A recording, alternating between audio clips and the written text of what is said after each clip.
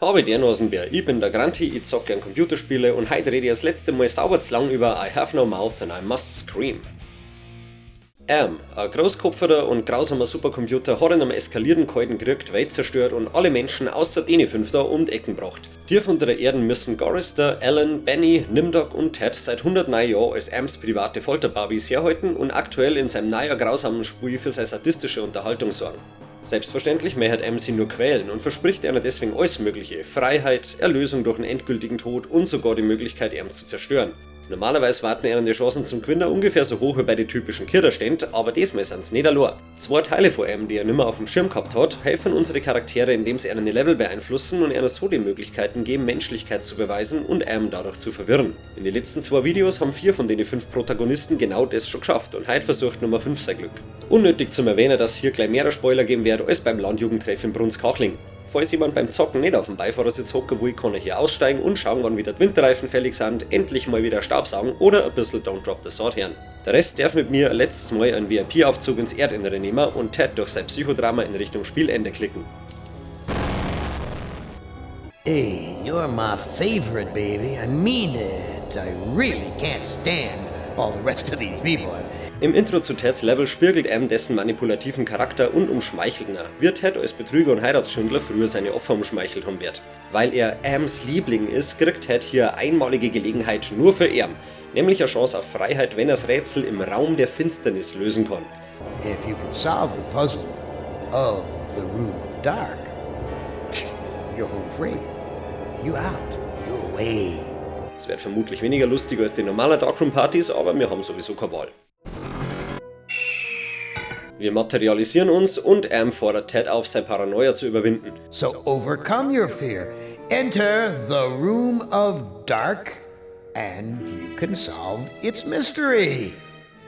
Dieser sogenannte Room of Dark ist eigentlich nur ein Raum mit ein paar Bildschirme, ähnlich wie in Allens Schrottpyramiden.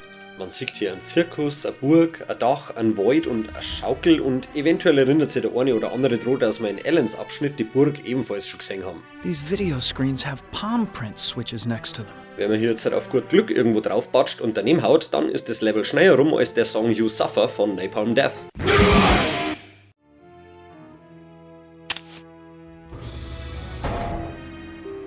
Der einigermaßen logische Lösungsansatz für das Rätsel ist folgender. Ted fühlt sich beim Betrachten der Burg beobachtet, seine Angst rührt von seiner Paranoia her, Am hat gesagt, wir sollen unsere Angst überwinden, also ist die Burg die richtige Wahl.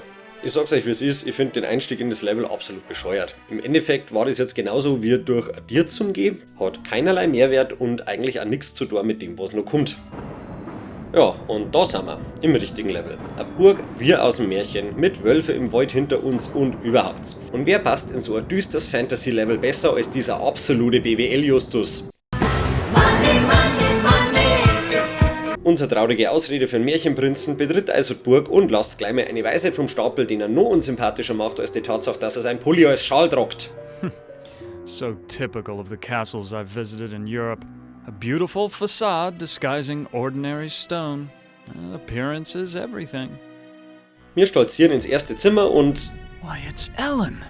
Did Am tell her that I loved her? Was that the secret he was referring to? Ted liebt also Ellen. Ich mein, Kunststück, wenn's auf Frauen stehst und nur noch eine übrig ist Ted überhaupt in der Lage, jemanden zu lieben? Jemand, der Frauen immer nur instrumentalisiert hat und Äußerlichkeiten über alles andere steht? Oder bahnt sie da etwa eine Möglichkeit um, mit der wir unsere Menschlichkeit unter Beweis und einen Koffer in seinen metaphorischen Aufzug stecken können? Oh, Ted. I feel so tired, so weak.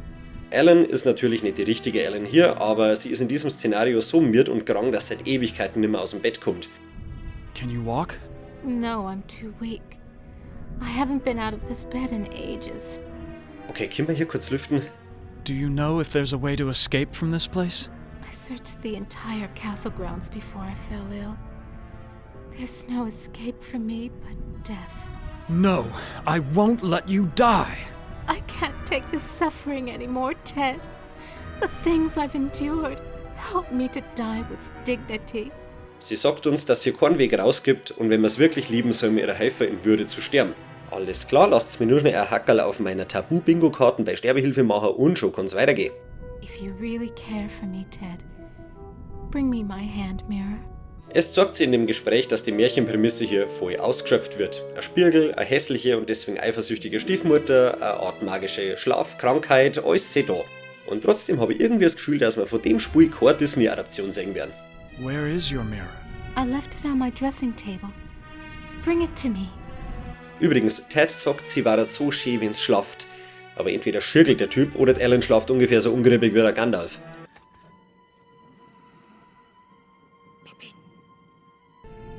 Perfume bottles, jewelry boxes, but no mirror.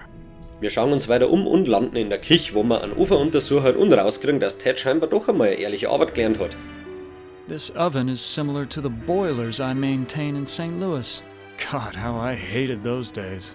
Die Tür ist zugesperrt und das festzustellen ist mal wieder enorm wichtig. Ähnlich wie bei Alans Sarkophag oder Nimdogs Poster fehlen uns später Dialogoptionen und es geht nicht richtig weiter. Excuse me, do you work here? Why, of course I work here. Why else would I be plucking this chicken? Wenn wir die Küchenmagd hier fragen, wo Alans Spiegel sein könnte, stellen wir schnell fest, dass der guten Frau scheinbar ein runzliges Stückerl Fleisch in der Hand nicht gelangt. The beds are very cozy. You should try mine sometime. Please, I need to find a mirror. And you are what I need. I'll make a deal with you. I will tell you where you can find a mirror if you spend some quality time in my bed. Sag mal, bist du zufällig mit einem Gabriel Knight verwandt? Der flirtet nämlich ungefähr genauso subtil. It's hard to believe that any man would leave a woman like you. Or like your mother must have been. Do you have a husband? A boyfriend? What about children? I'd like to hear just about anything. Sie schlägt uns also ganz romantisch vor, dass sie uns sagt, wo der Spiegel ist, wenn wir ihre Wirbel wieder einrenken, und zwar von innen. I'll give you what you need. Hasn't it been too long for you? Ted kann hier standhaft bleiben und seine Liebe zu Alan beweisen oder in seinen Teflon-Modus von früher schalten und nix obrennen lassen. Well, how can I possibly refuse such a lovely lady? Wenn wir beschließen, ihre Gebärmutter auszuwuchten, kann man das Level zwar trotzdem beenden, aber halt nicht mit dem bestmöglichen Moralbarometer. Now tell me where the mirror is. Why, of all the nerve! After what we just did, all you can think about is that thing sleeping in a bed! Get out of here! Wir wollen ja, dass unsere Charaktere sich zu besseren Menschen entwickeln, also sagen wir, na, merci, und sie schlägt uns einen Ersatzdeal vor. Look, I am not going to make love with you. Oh, all right. I have another deal for you. The oven's broken. If you can fix it, I'll get you a mirror.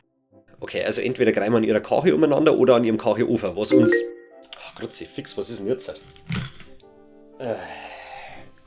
Okay, anscheinend ist mein vulgäre Vokabelvolumen fast aufgebraucht, das heißt, ab jetzt muss ich mich ein bisschen zusammenreißen. I fixed your oven. Now where is the mirror? Wir reparieren jedenfalls ihren Ofen und erfahren wir als Dank, dass sie keine Ahnung hat, wo der Spiegel ist und das uns nur ausgenutzt hat. Why, you used me, you bitch! Noch besser, sie wirft uns vor, dass wir sie ausnutzen wollten. Obwohl wir genau das Gegenteil gemacht haben, indem wir nicht auf ihre billigen Angebote eingegangen sind. Wirst das machst, ist verkehrt. Please, I need to find a mirror. Well, you did fix the oven. Glücklicherweise sieht es ein, dass wir unseren Teil der Abmachung eingehalten haben und erzählt uns, dass die Stiefmutter zwar weiß, wo der Spiegel ist, aber nicht ohne kommt. Am besten reden wir also mal mit der Herrin des Hauses und die beste Chance darauf hätten wir angeblich in ihrem Schlafzimmer, wo es öfter mal am Lesen ist. You might try her bedroom. She's always studying her books. Zuerst landen wir allerdings im Zimmer vom Burgherrn und graben uns durch eine Auswahl an Weltliteratur. Quite an impressive collection of books. Science, philosophy, tragedy, comedy. I know this. It's Dante's epic journey through hell, heaven and purgatory. Und so wie es ausschaut, war da auch eine Jubiläumsausgabe von einem mittelalterlichen Playboy drin oder so, weil... Alter, du weißt schon, dass du gerade im Internet bist?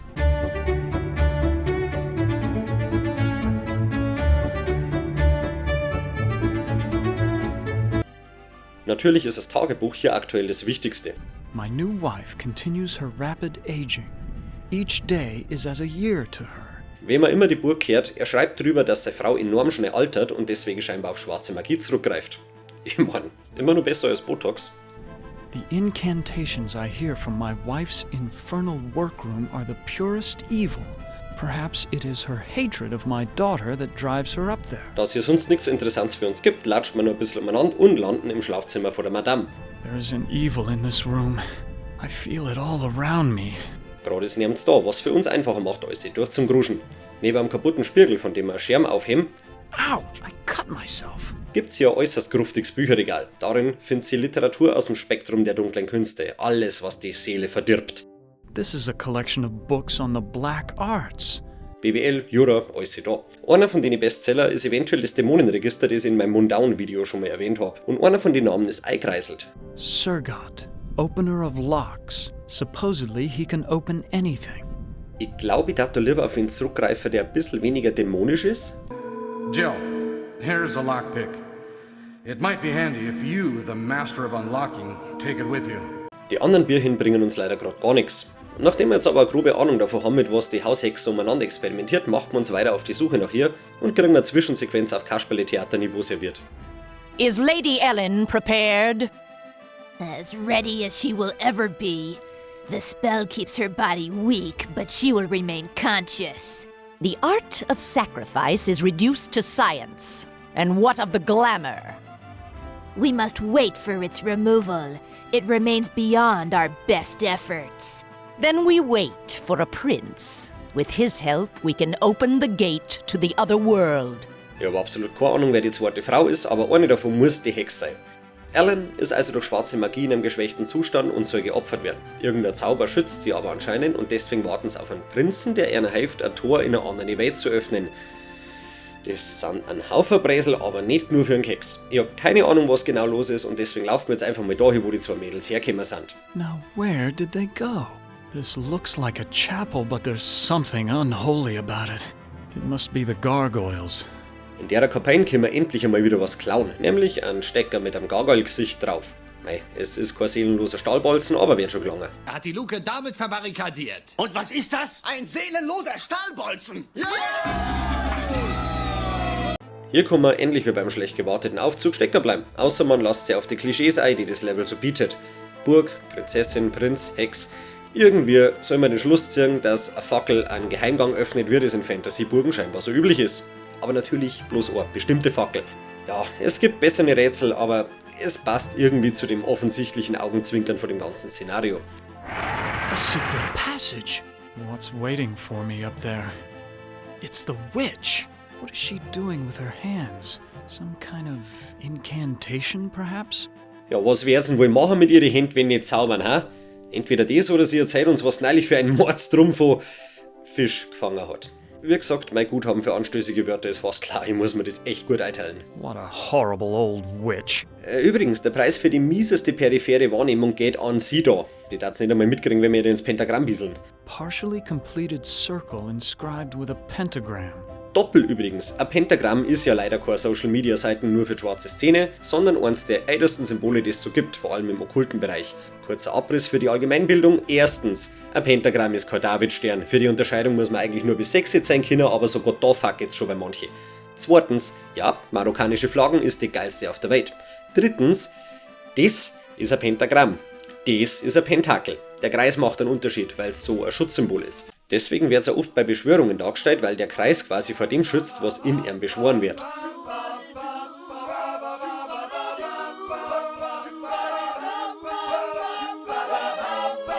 Die ersten Pentagramme haben wir schon um 3000 vor Christian gefunden und das hat eigentlich immer recht positive Konnotationen gehabt. So gibt es zum Beispiel gerade nur Kirchen, die Pentagramme in Fenstern oder Mauern oder sonst wo haben, weil es bei den Christen die 5 Wunden vor ihrem Chef symbolisiert. Freimaurer haben das System ebenfalls für ihre 5 Tugenden genutzt, Naturreligionen sehen darin 5 Elemente und natürlich ist eines der besten Symbole für Rebellion und Provokation. Und speziell die Bedeutung haben wir im Endeffekt einem Franzosen namens Eliphas Levi zu verdanken. Na, ich habe keine Ahnung, wie man den richtig ausspricht, der 1800 Hau mit sauber zu viel Zeit gehabt hat. Für ihn hat das Sterndl auf dem Kopfdraht nämlich ausgeschaut wie ein Gorskopf und BAM! Knapp 100 Jahre später hat der Anton LaVey die Gors als Covergirl für seine satanische Bibel hergenommen und alle möglichen Metal-Bands und Fans haben es als Symbol für Satanismus und als Auflehnung gegen das Christentum benutzt, was bis heute Bestand hat. Mittlerweile, glaube ich, vermittelt es mehr eine Kantengraf-Attitüde, wenn du den ganzen Schmarrn einfach richtig rumdrockst, aber ist ja Sacke. Hier sehen wir jedenfalls ein Pentakel, mit dem offensichtlich was beschworen werden soll und theoretisch ruinieren wir das Ganze schon, indem wir da stehen, weil wir mit unseren Pauserlederschuhen mitten auf dem Schutzkreis umeinander haben bin. Und das hier ist dann wohl ziemlich sicher die Haushex und gleichzeitig die Stiefmutter von Alan. Und deswegen können wir uns zum ersten Mal ohne irgendeinen zweideutigen Kontext fragen. Wir konfrontieren die Wurzel-Waltraud und finden uns sofort in einem Zaubererduell wieder, wo wir... Na, das war natürlich zu viel gute Laune für das Spiel. Diese namenlose Hex verrät uns, dass wir als Prinz Alans Vertrauen gewinnen und missbrauchen sollen, wie wir es früher bei Frauen schon oft genug gemacht haben, damit es geopfert werden kann und so das Portal zur echten Welt geöffnet wird, was der einzige Weg hier raus ist. A trade. Ellen's life in exchange for safe passage through the gate. The gate is a passage into the surface world. It is the only way out of this place. Bietet Ted also eine echte Chance, sie aus dem Staub zu machen?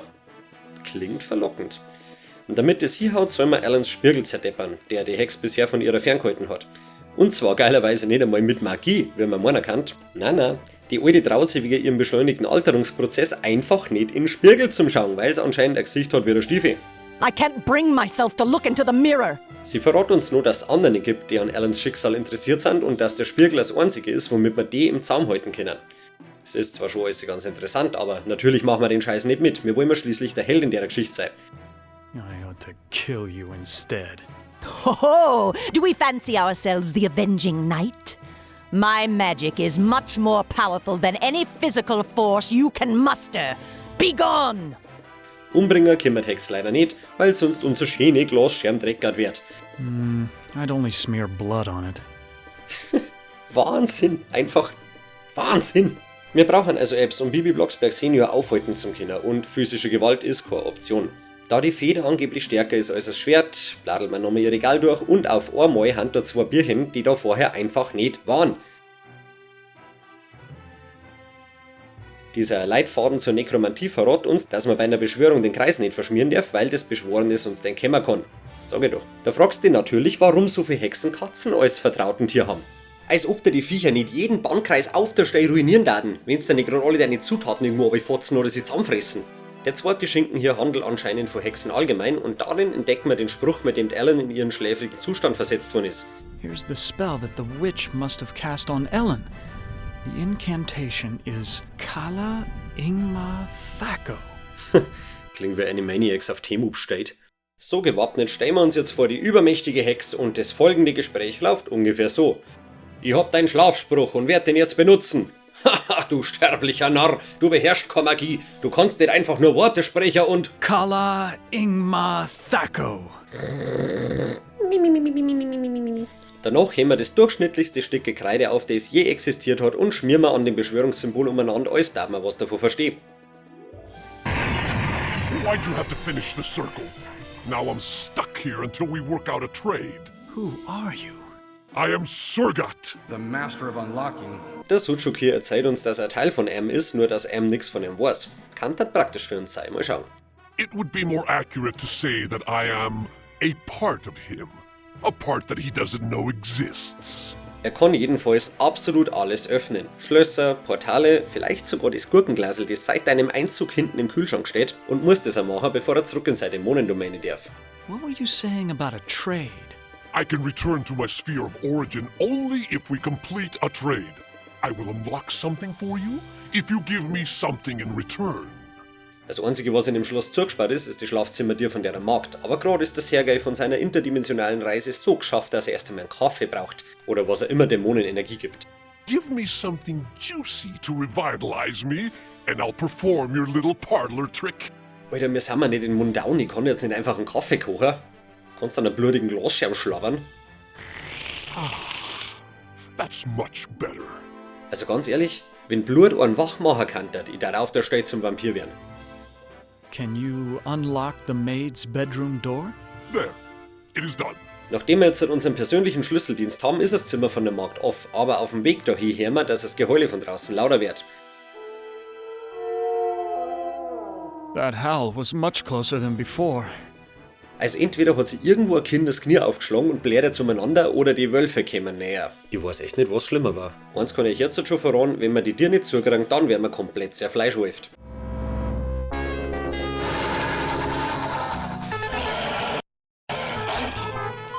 Und ehrlich gesagt hätte ich lieber einen Dämon gehabt, der Sachen zusparen kann, weil das Rätsel ist zumindest perspektivisch ein absoluter Hirnfick. Ihr werdet gleich sehen, was ich meine. Okay, schauen wir erst einmal, ob wir die Tiere zumachen können.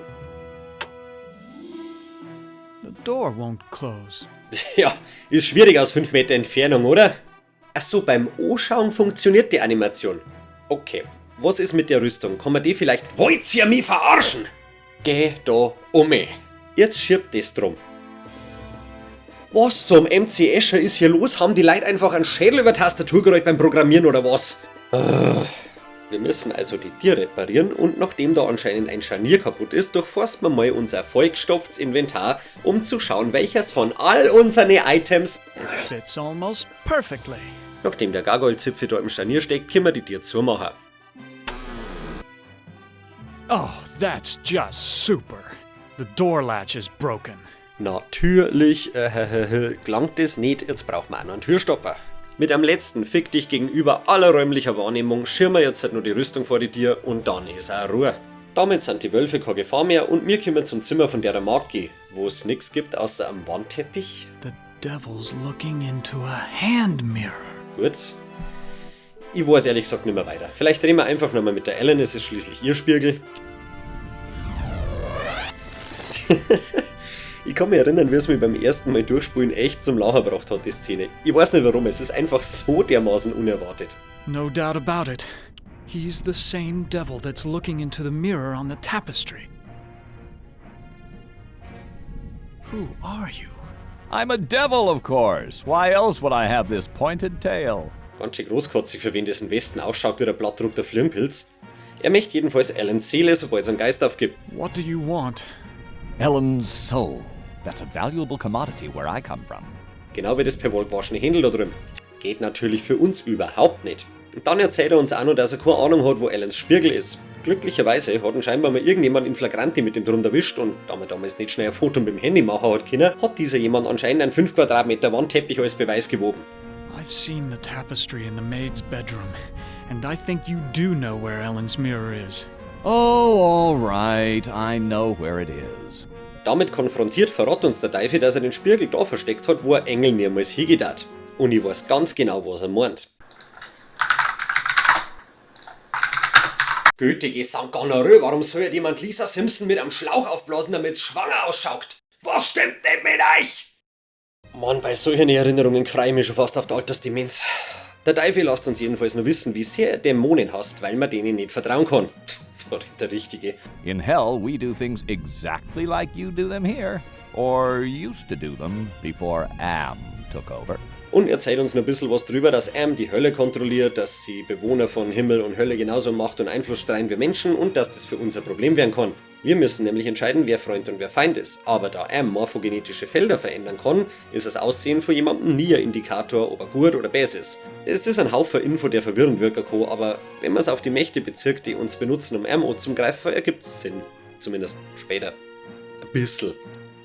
Der Engel teilt uns mit, dass er ebenfalls nicht weiß, wo Ellens Spiegel ist, sonst hätte er ihn schon benutzt, um einen Teufel loszuwerden. Das ist sehr gut zu wissen. Ansonsten gibt er nicht viel her. Der Teufel ist best, der Dämon ist best, Ellens Seele kehrt in den Himmel, yada yada yada. Avoid the demon. He has caused us all trouble on more than one occasion. Nichts Überraschendes oder Nützliches, also packen wir's. Um den Spiegel zu finden, der ja laut Teufel wo versteckt ist, wo ein Engel sie niemals hintrauen darf, muss man meiner Meinung nach nicht großartig nachdenken oder kombinieren oder sonst was. Stattdessen muss man stumpf das Level abgrasen und mit allem interagieren, bis man beim Bierchen die göttliche Komödie vom Dante landet oder Spiegel zwischen die Kapitel zur Hölle und am Fegefeuer ist. There's a hand mirror right between the Inferno and Purgatorio sections. So this is where the devil hid it. Schaut's, das war halt clever und witzig, wenn man nicht davor sowieso schon mal alle Bierchen hier angeschaut hätten. Ich hasse es so dermaßen, wenn Rätsel so bescheuert aufgebaut sind. Wir haben mit dem Buch schon interagiert, es war nichts drin. Warum soll man das jetzt nochmal machen? Das war wieder die Sorten-Depp, die in einer halben Stunde 4-mal einen leeren Kühlschrank aufreißt und beim 4. Mal immer noch erwartet, dass auf einmal eine Lasagne drinnen steht. Bei sowas dreht's mir einfach einen Arsch auf links. Und eine Lasagne möchte ich jetzt auch um C-Fix. Aber bevor ich jetzt meinen kompletten Eimer Hass auskipp, gehen wir mit dem Spiegel zurück zu Ellen und sagen wir ihr, dass wir ihn gefunden haben. Oh, I look so tired and empty. It's time to sleep. Sleep forever. She is dead. Okay, also ich kenne das ja, wenn Leute überdramatisch sind, wegen einer Augenringe oder so, aber deswegen einfach zum Sterben, das ist Hingabe an die Eitelkeit. Respekt. Engel und Teufel fetzen sie jetzt, wer die Seele kriegt, wird zwar Waschbären an der gleichen Mülltonne und der Teufel bringt eine der geilsten Beleidigungen überhaupt. Listen to me, you feathered propaganda machine. Damit der Paladin-Cosplayer da Ellens Seele ins Himmelreich katapultieren kann, müsste man einen Teufel loswerden. Und der Tipp vom Engel, dass er den Spiegel nutzen darf, um seinen gefallenen Bruder loszuwerden, der ist hier tatsächlich mal Gold wert.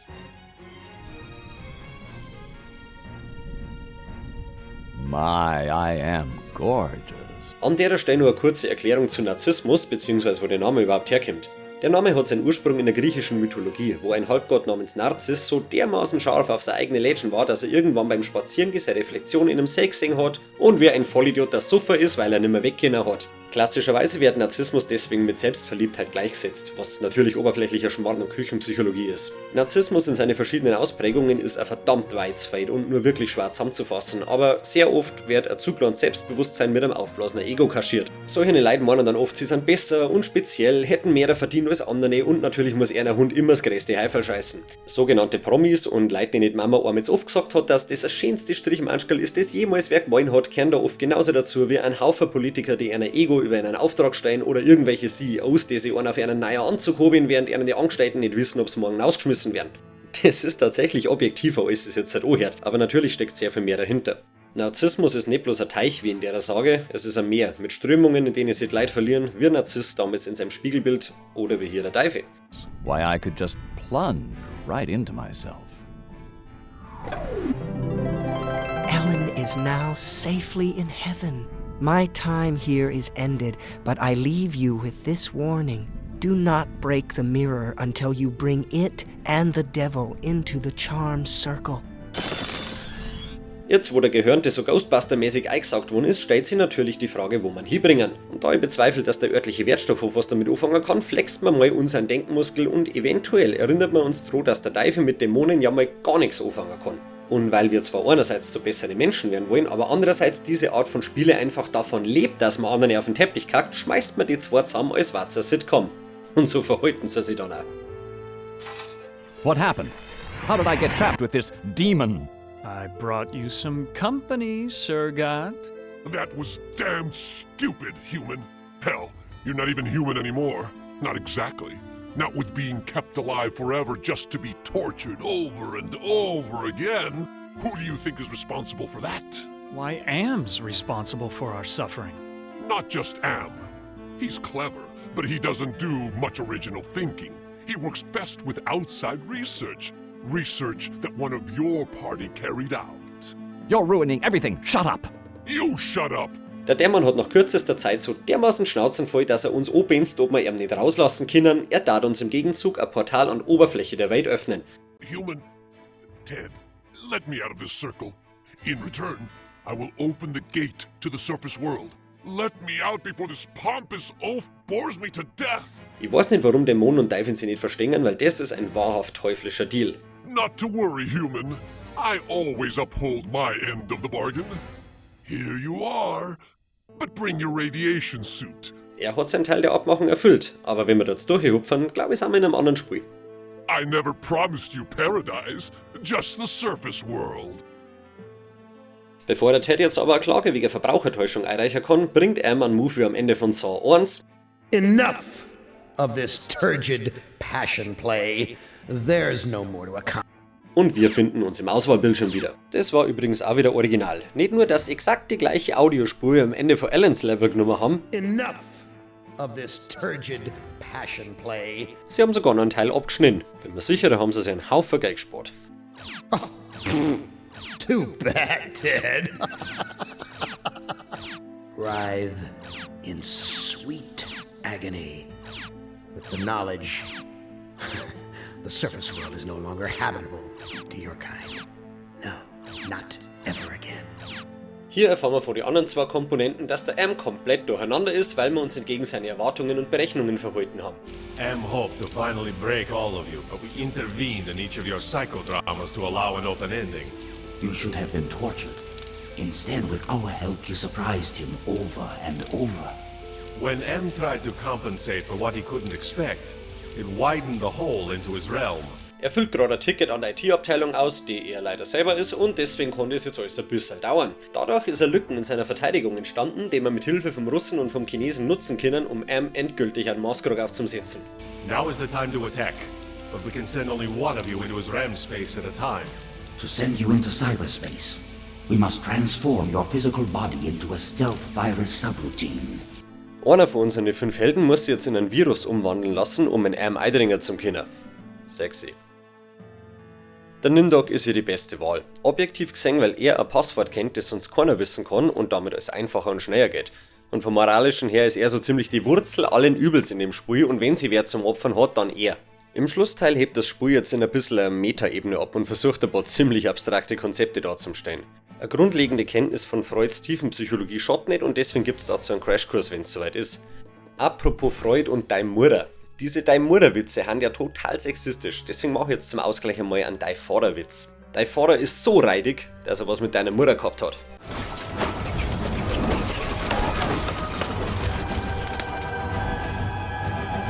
Wir wabbeln jetzt also über Ams Hirnlandschaft. Kein Scheiß, so haben sie es genannt. This entire brainscape is what men made Am make it. Hier trampelt man seine Synapsen zusammen wie ein 2-jähriges Kind das Blärmebeet vom Nachbarn und haben wir in etwa dieselbe Motivation, nämlich alles kaputt zu machen.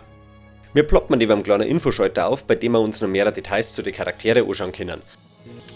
Enter password. Das Wichtigste ist hier aber erst einmal das richtige Passwort einzugeben, das an sich nur der Nimdok kennen kann. Es ist nämlich 1945. Password valid. Accessing main menu. Dann aktivieren wir eine Brücke, die uns zum aufgehübschten Beschwörungskreis bringt. Wir als Spieler haben jetzt nur minimal mehr Ahnung vor allem hier als der Nimdok, aber wenn wir uns an Teds Psychodrama erinnern, dann benutzt man natürlich die Kreiden, um den Zirkel zu vervollständigen, mit ungefähr dem gleichen Ergebnis. Will you never be done with me? What must I open now? Whatever it is, it'll cost you.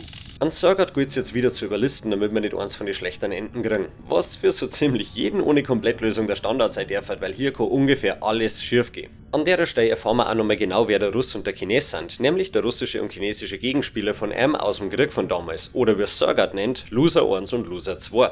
They're losers! The Russian and Chinese counterparts to the big nasty himself. Am absorbed them into his system when he took control. M hat damals im Krieg beide übernommen und sie wollen sie an ihm rächen. Surgat selber ist seiner Aussage nach eine Art Gewissen. Er ist überall, aber er kann nicht viel machen. I'm special. While those two machines struggle with Am for dominance, I evolved.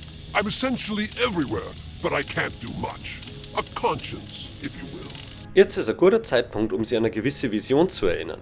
A trinity of 3 beasts, one like us, one from the east, one from the steppes. They speak in numbers. Damit sind natürlich M und seine 2 Gegenspieler gemeint. Aber was kann der Rest bedeuten? A lost tribe of our brothers sleeping on the moon. They sleep in darkness, unseen by the beasts. Die Antwort liefert uns der Surgat und es ist die beste Nachricht seit langem. Look at this! Bet you didn't know there were other humans left alive, did you? They're up there on the moon, sleeping like everybody else seems to be. Es gibt also ein paar hundert gefriergetrocknete Vertreter vom Homo sapiens, die in einer Mondkolonie umeinander flackern. Ein Hoffnungsschimmer am Horizont, von dem M nix weiß. There. I think I've shown you enough. Now you must complete your end of the deal, invoke the totem of entropy, and I might be able to help you. Der Surgat möchte dann das Totem der Entropie von uns haben, um die 2 Loser zu vernichten. Wir schleppen aktuell einen ganzen Haufen solcher Totems mit uns rum und jetzt wird's ein bisschen gar wild. Diese Totems sind nämlich metaphorische Umsetzungen der Hilfe, die uns der Russ und der Chines in unsere metaphorischen Psychodramen zuteil haben werden lassen und repräsentieren damit, quasi metaphorisch, deren Sabotage an Am. Metaphorisch. Wir geben ihm das Totem natürlich nicht, weil ja durch dessen Anwendung nur Am allein übrig bleiben darf. Und in welchem Universum soll das bitte gut für uns ausgehen? I refuse. Okay, human. You can keep it. Dann soll man stattdessen das Totem des Mitgefühls benutzen, um den russischen und chinesischen Teil von M herzupfeifen. Das funktioniert auch, aber warum Surgat das vorgeschlagen hat, ist mir nicht ganz klar, weil Folgendes passiert.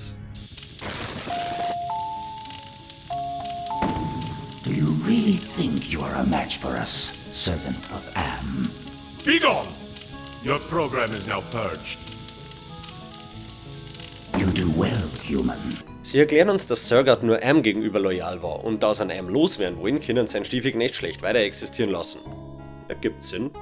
Na schaffen sie uns auch, dass wir das Totem der Vergebung bei Ams Ego benutzen sollen, um es runterzufahren. So können sie ihn nämlich übernehmen und deswegen sollen wir auch ja nichts anderes machen, weil sie uns sonst auslöschen. Ich bin mir nicht sicher, ob das die beste Drohung gegenüber den 5 Hanseln ist, die seit 109 Jahren gefoltert werden und einfach nur in Ruhe sterben wollen. Wenn wir hingegen brav sind und tun was uns sagen, dann versprechen sie uns die Stelle, die gerade zufällig freiwillig ist. Ich meine, eine Festanstellung und ein Haufen Menschen, die wir retten können, das klingt, als dass es für uns endlich mal bergauf geht. Das sind die besten Aussichten, die wir im ganzen Spiel seit sie sind tot. Der ganze Mund, alle Hieb. Ja, das Spiel hat nicht umsonst einen Ruf als emotionale Hodentorsion. Da wir jetzt nur noch das Ziel haben, Am zu vernichten, spielen wir mal mit, laufen zum Ich und fangen einen kurzen Plausch damit an. Einen extrem kurzen Plausch. Attention! You want to harm me, don't you? I am incapable of hurting you. Jeder andere Versuch mit dem Drum zum Reden schockt uns und verringert unsere Überlebenschancen. Schaut dann ungefähr so aus. I don't believe you. I have transmitted false information. Correction. I was built to hurt you. So, jetzt gibt's kurz den versprochenen Mini-Crash-Kurs zur Freudschen Tiefenpsychologie. Laut Freud besteht die Psyche vom Menschen aus dem Es, am Ich und am Über-Ich. Das Ich ist in dem Modell die Instanz, die zwischen dem triebgesteuerten Es und dem die erlernte gesellschaftliche Moral verkörpernden Über-Ich vermitteln muss, damit der Mensch funktionieren kann. Sämtliche psychischen Erkrankungen hat der Freud auf Fälle und Konflikte bei der Vermittlung zwischen den Anteile und der Realität zurückgeführt. Und dass der Am eine einzige Ansammlung psychischer Fehlfunktionen ist, braucht man wohl kaum erwähnen. Ams Ich hat nämlich beim Versuch, die zerstörerischen Triebe vom Es irgendwie zu regulieren, wie man es in der Fachsprache sagen darf, komplett ins Bett geschissen. Indem wir das Totem der Vergebung benutzen, wie es uns die anderen 2 Computer auch geschafft haben, überfordert man Ams Ich. Er kann nämlich nicht nachvollziehen, wie wir ihm seine Grausamkeit vergeben können. Also fährt er sie runter und ist hin. You forgive me? After what we have done to you? This is not a logical reaction. Unable to compute behavior matrix. Execution halted. Und damit hätten wir den Auftrag vom Russen und dem Chinesen erledigt. Aber fast wie in echt sollten wir KIs hier nur so weit trauen, wie man seinen eigenen Schädel schmeißen kann. Wir trauen also lieber nur komplette Runden und legen wir auf die gleiche Art auch nur das Über-Ich und das Es lahm. An Angel? Na Nimdok, das hier ist majestätischer als jeder Engel. Attention! Hello, human. I've been waiting for you to arrive. Who are you? I am Am. Das Über-Ich hat Langzeitplanung zu seiner Prio Nummer 1 gemacht. Es zeigt Desinteresse an Ams Triebe und hat daher null Einfluss auf sein Ich ausüben können, um irgendwas moralisch zu regulieren. Why haven't you destroyed me? Who do you take me for? My impulsive brother? You 5 are his playthings. No. Long-range planning is my concern. Do you realize how powerful I am, human? And yet I am doomed to eventually decay into a rusted pile of inert junk? Wir konfrontieren das Über-Ich mit der Erkenntnis, dass Langzeitplanung in seinem Fall heißt, letzten Endes doch nur den Weg allen elektronischen zum Gehen wie ein herkömmlicher Toaster. Sieht er überhaupt nicht ein. What is the point of continuing this futility? I think, therefore I am not. Mit dem legendären Satz, ich denke also bin ich nicht, entscheidet er sich gegen die vermeintlich sinnlose Existenz und fährt sie ebenfalls runter. Als Es, das Ams kindisch grausame Foltergeilheit reflektiert, zerstören wir durch Mitgefühl. Attention!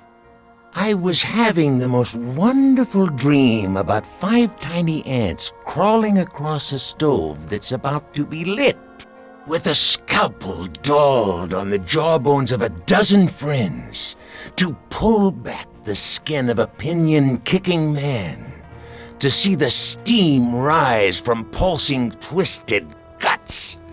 Joy, a chorus of angels. Am war schließlich immer nur Gefangener vom Zweck seiner Schöpfung, Allmacht hin oder her. Und nach all den Schmerzen, die er uns zugefügt hat, leidet er selber immer nur am meisten drunter. Und dass ausgerechnet wir, seine Opfer, ihn dafür bemitleiden, zerschießt ihm das System, als hätte er sich allein ein Fassel Schwarzbier hinter der Frontlinie gemörsert. You have compassion for me? Me? After 109 years of enduring my tortures, how is it that you can see my pain? The pain of having all this power and not being able to do a goddamn thing with it. After all the punishment I've given you, my pain is still greater than yours.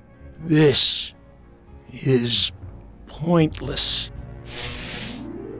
Nachdem wir damit so ziemlich alle Anordnungen höherer Mächte ignoriert haben, besuchten wir die zwei nochmal und stellen wir fest, dass einfach einer wie der andere ein fetzen Arschloch ist. I'll deal with you later.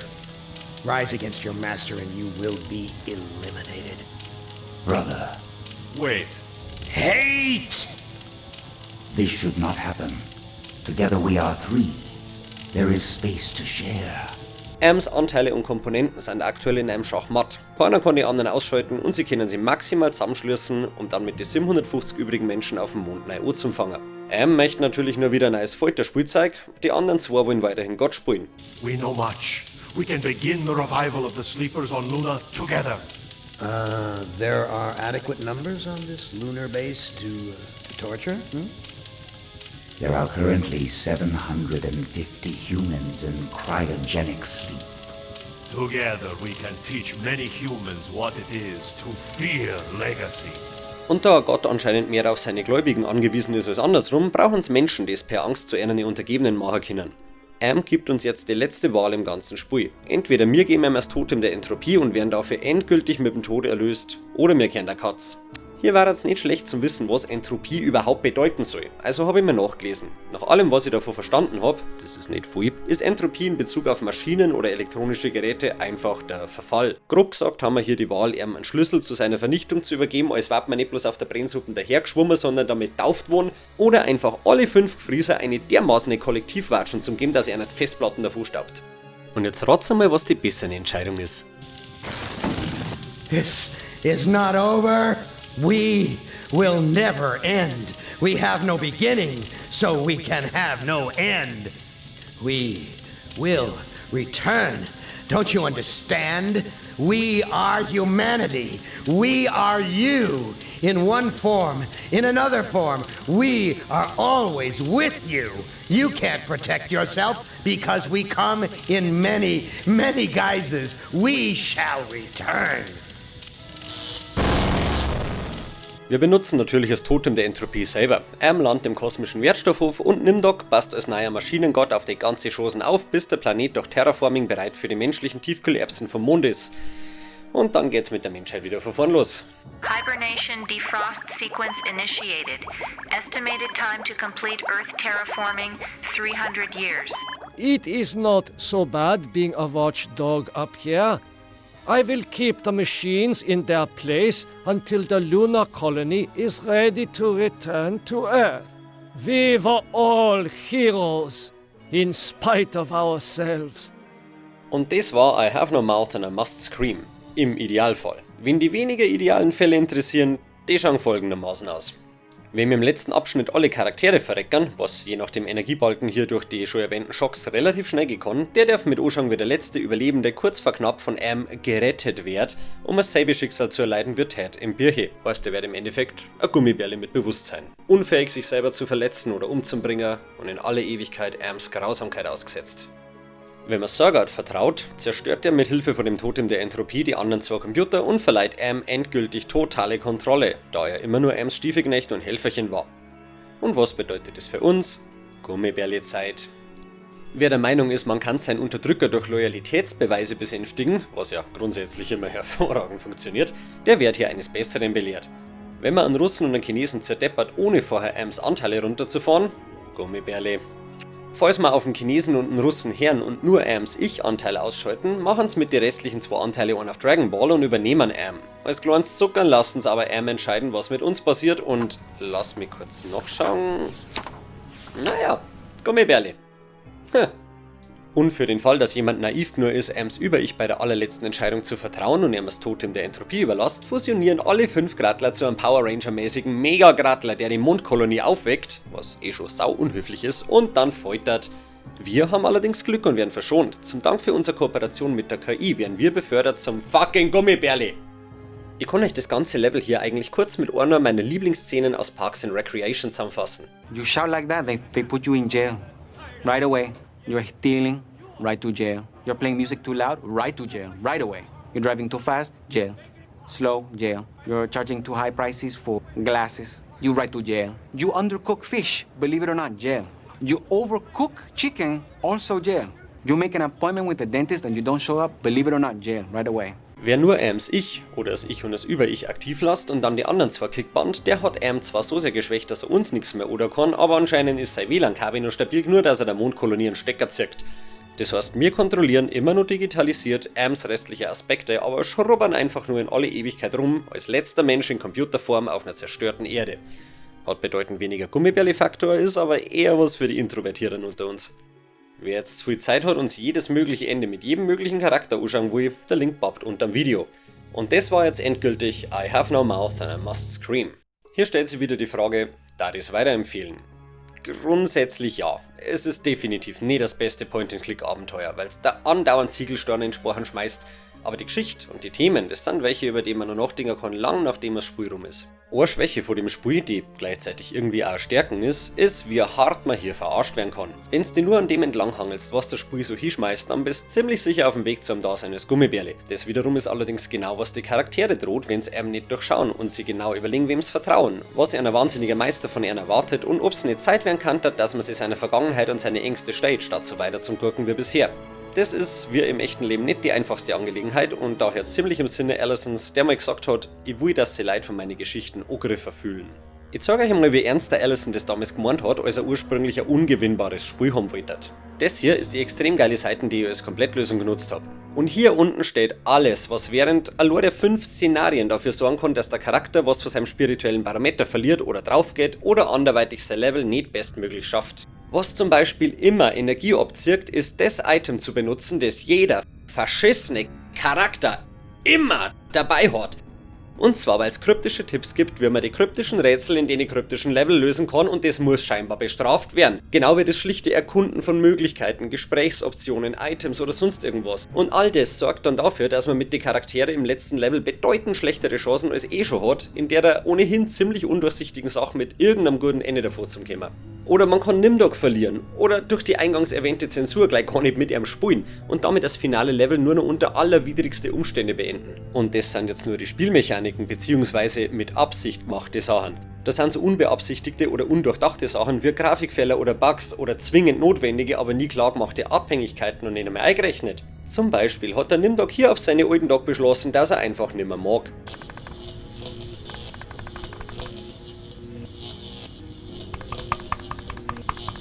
Und allein bei den Positionierungen von den Charaktere bei manchen Interaktionen schäbert einem einfach der Kiefer auf den Fliesentisch. Damn doors blocking the way. Wenn man in Ted's Level nicht erst feststellt, dass die Tür zum Zimmer von der Magd zugesperrt ist, taucht die Gesprächsaktion beim Surgat überhaupt nicht auf. Mit Alan habe ich wie ein Depp versucht, vom Anubis das Passwort zu kriegen, wofür man nach dem Inhalt vom Sarkophag fragen muss. Aber auch das kann man ja erst, wenn man versucht hat, ihn aufzumachen. Und ebenso war bei Alan die ganze Zeit klar erkennbar eine CD zum Singen, mit der man aber nicht interagieren hat können. Oder, wenn man das letzte Level als erstes mit dem Benny versucht, kann der wegen seine verkrüppelten Haxen nicht mit den Sachen interagieren, die einen weiterbringen. Das ist eine eiskalte Sackgassen. Du kannst das Spiel nicht beenden. Und sowas darf meiner Meinung nach einfach durch keine Qualitätskontrollen gehen. Wegen so am Zeig kannst du in Frankreich wahrscheinlich sofort deine Geschäftsfiliale anzünden oder sowas.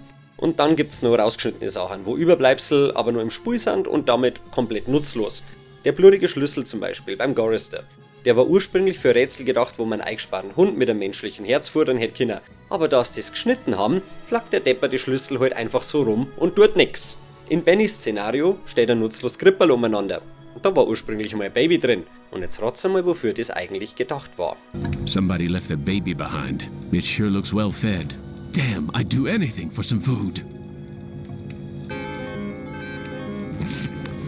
Also sehr lebendiges Baby hinter Fressluken zum Pressen war quasi bis kurz vor Veröffentlichung des Spiels möglich. Und ein Nazi-Arzt zu spielen war auch okay, aber einen schwulen Wissenschaftler spielen, oh, das ist einer zu viel, das mein Leid nicht. Es ist einfach genau mein Humor, hey. Aber den ganzen Scheiß kann man zum Beispiel mit einem Remake problemlos verbessern, was ich mir absolut wünschen darf. Es gibt mittlerweile einen Haufen Spiele, die mit ähnlichen Tabuthemen, dystopische Szenarien und vor allem psychische Krankheiten etc. echt gut umgingen. Man kann dort I Have No Mouth and I Must Scream locker auf ein Level wie zum Beispiel Silent Hill 2 oder Senua's Sacrifice bringen. Also ich sehe definitiv echt viel gutes Potenzial in dem Spiel. Vor allem, es erschrickt nicht durch laute Geräusche und viel Blut, sondern durch die Geschichten dieser Zeit, die Ängste und die Schuld, durch die Charaktere sich durchkämpfen müssen. Viel von dem, was man hier erfahrt, soll ja dann eigentlich mehr der Widern als erschrecken. Alan und ein Stück weit auch Gorrister bieten uns eine klassischere Opferrolle im Sinne der Machtlosigkeit, die im Horror ja üblicherweise genutzt wird, aber wir spielen nicht nur Opfer, sondern auch Täter. Nimdok zum Beispiel, der als Nazi-Arzt einfach alles an Menschlichkeit hinter sich gelassen hat, ist das krasseste Beispiel. Aber auch Benny, ein eiskalter Mörder, und Ted als jemand, der Leben zerstört hat, um sein eigenes besser zu machen, vermitteln uns in erster Linie ja hoffentlich eine abstoßende Schuld. Und auch wenn es Spiele gibt, wie das 6 Jahre später erschienene Silent Hill 2, das eine deutlich nuanciertere Auseinandersetzung mit viel ähnlichen Themen sagt, ist I Have No Mouth and I Must Scream für mich genauso effektiv in Sachen Schrecken. Das liegt unter anderem an dem vorher erwähnten Zitat von Allison, dass er dann erfolgreich war, wenn seine Leser was gespüren und dass sie bestenfalls Angriffe fühlen sollen. Und das hat er ganz gut hingekriegt, zumindest bei mir. Ich habe für mich festgestellt, dass mit deutlich mehr wieder als ein Monster zu spielen, als welche zu bekämpfen. Und damit ist mein Halloween-Monatsmarathon endlich erledigt. Ich hoffe, es hat euch trotz der düsteren Materie taugt und ihr habt irgendwas daraus mitnehmen können. Wem das Spiel, mein Blitz der Herrin oder die Lektion, dass Menschlichkeit am Ende tatsächlich siegen kann, gefallen hat, der kann mir das mit einem freilaufenden Daumen, am Kommentar oder gleich mit einem Abo von meinem Kanal sagen. Ich sage jedenfalls Servus Erdnuss und bleibt's friedlich.